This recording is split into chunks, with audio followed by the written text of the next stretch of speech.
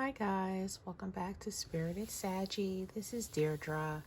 Um, I have another hashtag video for you guys today, and this one's been, floating around the YouTube tarot community for a few weeks now. I've seen a couple of videos on it. They look really, really good, really, really fun. So I wanted to do this hashtag. They're like starting to become one of my favorite types of videos to do for the channel. So this is the 7 decks for Deadly Sins tag from Sylvain's Deadly Sins channel. So I will link, of course, the regular video down below, and let's get into the decks. All right. So these are decks based off of the 7 Deadly Sins: pride, greed, wrath, envy, lust, gluttony, and sloth. So I managed to kind of easily find a deck for each category. So it was a fun process. I'm really eager to share these with you guys. Some of them you may have seen in my other videos before, but I really tried to pick different types of decks to show you guys for this one. So let's get to it. The first deck is Pride, a deck you purchased or use for flexing. This one was a little tricky. I have to say this one was probably the hardest because I don't really purchase decks for that reason.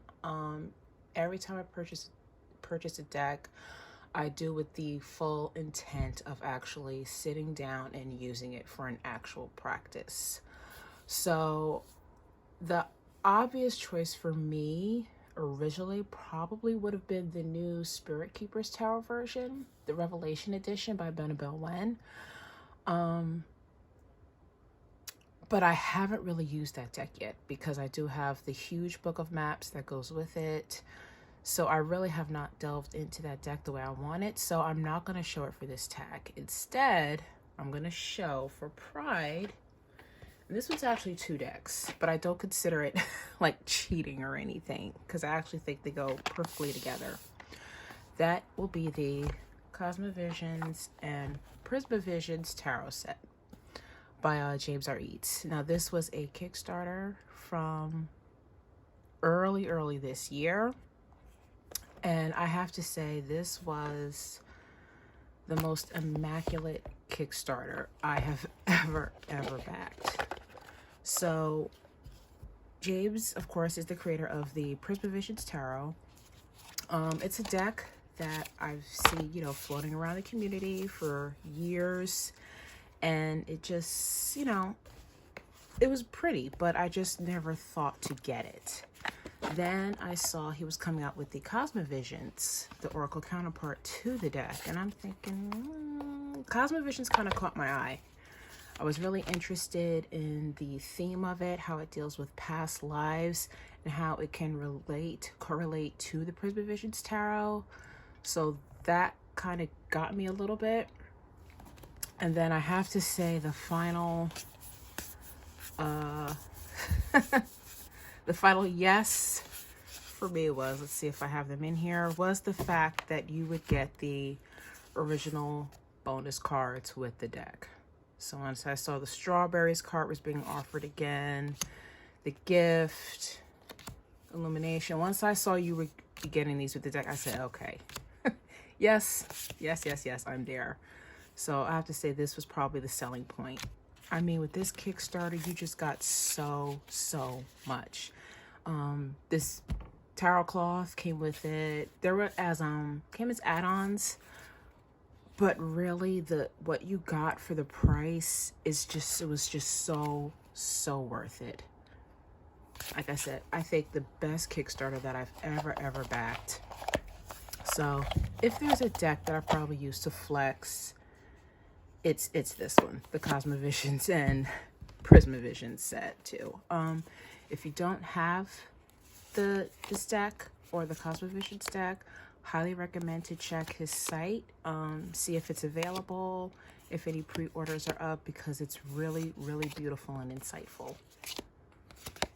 Okay, so yeah, that's what I would say would be my flexing decks, my flexing set for Pride. All right, Moving on to Greed. A deck you don't share with anyone and you only use for yourself. This one you guys have seen on my channel 50 million times, and for good reason, because it's my absolute favorite deck, Bohemian Gothic Tarot. This is, actually my mom was just telling me the other day, she was like, I pretty much know all the decks that you have, because you know you're walking around with them, you're using them. She was like, I've never seen this one though. This one, year round, stays out on my altar. This is seriously like run up to my room, private time with the altar, pull out this deck. Like, I legit get excited to use this one, like the rubbing the hands together kind of thing. Yeah, it's just very deep personal connection with me. Like I said, I particularly love the shadow meanings in this deck. The shadow meanings, of course, relate to reversal meanings, but those are, I don't know, when I read with this deck, I heed the shadow meaning before the regular meaning, and it's very, very accurate for me every single time. So this is like my, sorry, I'm turning my camera back on here that has the list. But yeah, this is my baby. This is the one that stays on the altar, stays by the bed, all that good stuff. I just love it so much. All right, so that is Greed. Mine. Okay, the next one, Wrath. A deck you are angry at. If you saw my indie deck tarot collection video I did a couple of weeks back, I think some of you might know where this is going. The deck that I'm angry at is the New Immortals deck. This was another Kickstarter that I backed. And it's a shame because this is one of my favorite decks to just be with physically, like to hold, to shuffle, to smell, like the whole, it feels like, I don't know, like a vintage newspaper or something like that to me. Just the quality of it. The quality is top notch. I love the cardstock. Just beautiful. Now, why I'm angry with the deck, when I backed it, it was listed, you know, in the description, that it would be an intuitive type deck, and that there would be like a booklet giving information, background on why certain images were used for certain cards. I'm thinking, great, because I love the imagery. And then it came, so then I'm looking through the booklet, and there wasn't anything that really explained the cards in depth. All it really is this little snippet right here. This is the inspiration. I wanted the deck to be a tapestry of patterns, symbols, colors, archetypes from around the world. I pulled from South Asia, North America, Central Africa, Nordic regions, and embrace all of those different cultures. And that was it. I literally thought I'd be getting, because some of these are based off of photographs and paintings that I have seen, and I would have loved to at least have the name of the painting that it's based off of. Then, you know, I'll do my own research and go from there. But it's like, I've seen these images. I want to know, you know, why it was chosen. Like, I get the theme. It's like the cups kind of have like this old world tapestry, Victorian type of theme. I think the swords are, of course, like South Asian based. Like, I can see that they're based off of certain cultures, each suit. I love that element very, very much. And I think the pentacles were West African. It's like, I can see that. But like, I want to know like where she got the actual, you know, I wanted to know more about it, about why she chose the image for each card. Like, I've seen this. I want to know more from her perspective on why it was chosen. And I just feel like it's created a disconnect with me using this deck, which is really a shame, you know? And she said it was like intuitive, but if you're a beginner, you're not going to know what this card means. You're not. So, and at the same time, you know, I don't want to rehome it yet. I'm not giving up on it. I want to try and work with it. I mean, I'll do the best I can. Like this, I know this is a famous painting, but you know, I don't have an art history library running up in my head. So I've been like Googling the best I can, trying to find them, but it's taking away from the experience. So I'm not giving up on it. I'm going to still try and work with it. Try and maybe use the method that she suggested. Just pull a card, work with it intuitively. I don't know. Maybe the key is in that. Just, you know, your intuition. So we'll see what happens. But that's my wrath for right now. Sorry to say. Okay. Envy. A deck you wanted because other people have it. So this deck, I followed the creator on Instagram for. This was another Kickstarter, so I followed her whole entire page during the Kickstarter, and I just never backed it. Excuse me, I thought I was gonna belch. Gross. Yeah, so I followed the whole Kickstarter, didn't back it. You know, it was pretty, but it didn't really, you know, I don't know, I just didn't. Then the mass market was introduced, and that's when I just started seeing it everywhere. Like every tarot video I watch, I would see this deck, and for good reason, because then seeing everyone else have it, it's like, I really should have backed that Kickstarter. And then there was a whole controversy with one of the cards. So now that edition isn't available with that card. I'm like, gosh darn it, I really should have backed that deck. So I think you guys kind of know where I'm going with this. It is the Light Seers Tarot.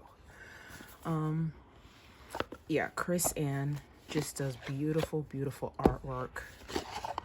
Yeah, this one, just the more I saw it, just the colors, and just seeing how everyone else loved it so much, it's like, you know, yeah, I kind of want that. And then don't get me wrong, the Hay House edition, beautiful, beautiful stock, just really, really high quality. So I am happy with the mass market.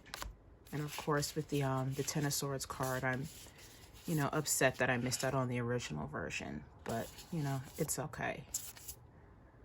But yeah, just, I love her artwork, just the vibrancy of the colors, really. Just the more I saw it, it's just like, yeah, I gotta have that one. And I'm very happy with it. I've used this one a few times this year, and good readings, very accurate.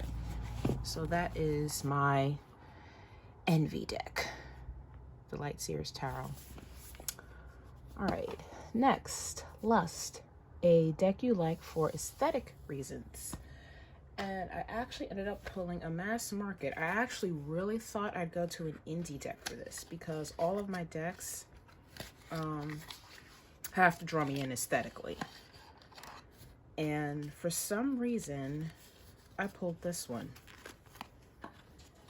And it is the Dreaming Way Tarot by Rome Choi.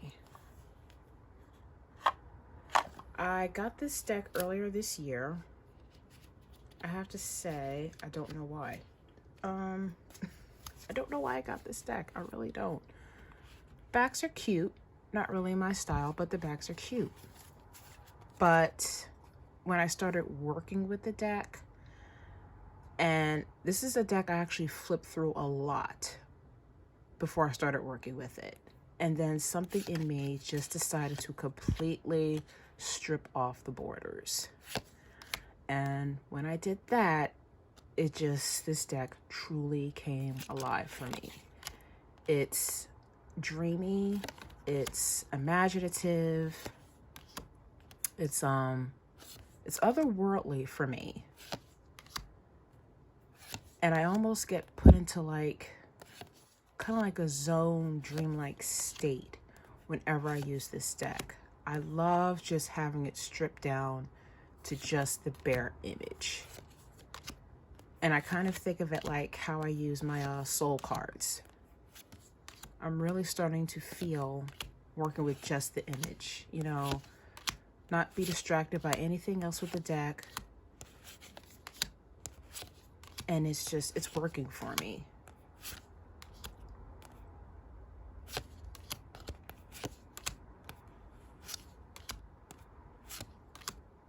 And I'm starting to love the artwork more and more each time that I use it.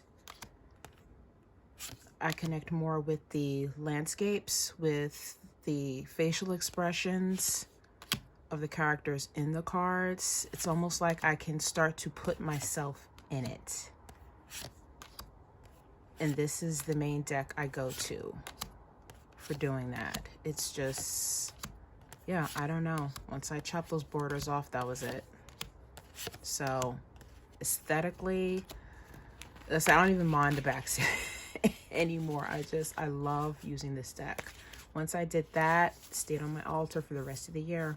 Constant pulls, constant reads, constant draws. It's just so cute to look at. It's just, such a difference it makes. So that is the Dreaming Away Tarot by Rome Choi. And let's see, the artist is Quan Sheena. There's also a Lenormand version of this deck too as well. Also very, very pretty. All right, almost there. Two more. Next one is Gluttony, a deck you really didn't need, but purchased anyway. That would be the Wild Unknown Pocket Tarot Edition. I really have no clue why I purchased this deck. I couldn't tell you. Yeah, I don't know. I have no clue why I purchased this deck. So I guess this is why it's in the Gluttony section. I don't know. I do have the full-size version, which I love and use. Especially, this is the only deck that I use for my yearly draws. I do yearly spreads for the upcoming year, and I use my Wild Unknown deck because it's so freakishly accurate for me. Which, I have to say, this is the deck that, this is one of the first decks I got when I started doing tarot. So by it being so accurate, it kind of scared me in a way. I'm going to be honest. And that's where I think the appreciation came for this deck. So I use my regular size version all the time. And when I got the pocket edition, nothing really changed other than the size. I checked the meanings. All the meanings are still the same. Nothing really changed with the guidebook at all. It's still formatted the same way. Only thing that changed is the size. So, and since I've gotten it, I've still pulled out my regular size version. So yeah, I really don't know why I got this one. Just to, I don't know, maybe I'll keep it in my purse or something. I've been starting to read for other people a little bit as I get more and more comfortable. Maybe that's why. Other than that, yeah, I don't know. Because I'm just so happy with my other version. So I don't know, maybe this year I'll try my yearly spread with the smaller versions. See how that goes. I don't know. But yeah, I don't know. I have no idea why I bought this. Other than just to have the smaller version of it. Because I do cherish this deck. I do cherish the meanings, the whole, you know, this is kind of one that started it all. So, yep, that'll be my Gluttony. All right, and the last one, Sloth, a deck you use when you feel lazy. Deck I use, yeah, when I don't feel like taking too much energy to interpret, which is funny because this is the one that's full of interpretation, but it's like this one's just so organically set in me, and that's my Rider-Waite. It's my, you know, ride or die. can't go wrong with this one. Just lay out a couple of cards. I just get the meaning right away. I've studied this one so much, down to the clothing, down to the symbolism, down to color usage. Color usage, very, very important to me. Themes, elements. I've just, I've been studying this one for years. So I just kind of know it like the back of my hand at this point. And so, I pull it out sometimes when I want that reading where I'm not going to have to try so hard to interpret. Try and get familiar with a different type of artwork. I'm so set with this one. And I still always come back to this. Even for like a refresher sometimes. It's just, and I have so many other versions of this deck. So even if I don't use this version, I'll use my Centennial version. I'll use my Radiant Wise, my Pamela Coleman Smith RWS version. I think that one's one of my favorites. But yeah, it's my tried and true. I know it well. All right, so yay, this video is not too long. So those are my 7 decks for Deadly Sins. So yeah, I'm pretty solid with my collection, the ones that I've chosen. So thank you guys so much for watching. Like I said, this was a hashtag that I really, really wanted to do. I know I'm kind of a bit late, but better late than never. So I hope you guys enjoyed it. Thank you so much for watching, and I will see you all next time. Stay well and stay blessed. Take care, guys. Bye.